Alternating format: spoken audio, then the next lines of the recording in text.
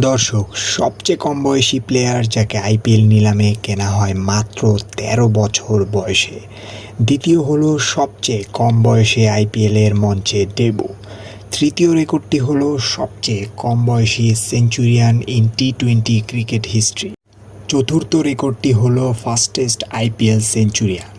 পঞ্চম রেকর্ড সবচেয়ে দ্রুতগতিতে ১৫ বলে ৫০ রানের ইনিংস।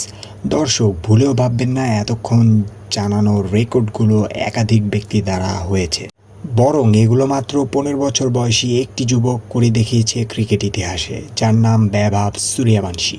এক কথায় বলতে গেলে যুগের পর যুগে হয়তো এরকম একটি ক্রিকেটার আসে যে নিজেকে নিয়ে যায় শ্রেষ্ঠরও শত সহস্র গুণ ঊর্ধ্বে।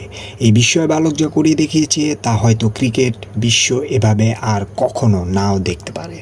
সূর্যবংশী তার আইপিএলে খেলা প্রথম ম্যাচের প্রথম বলে হাঁকান বিশাল এক ছক্কা। এরপর আর পায়কে তাকে একের পর এক বিশ্বখ্যাত বোলারকে রীতিমতো তুলোধুনো করে ৩৮ বলে তুলে নেন নিজের অবিস্মরণীয় সেঞ্চুরি। এটি বলছি গত আইপিএলের কথা। এই আইপিএলেও মাত্র ৪টি ম্যাচ খেলে ২০০ রানের মালিক অলরেডি এই বিস্ময় বালক।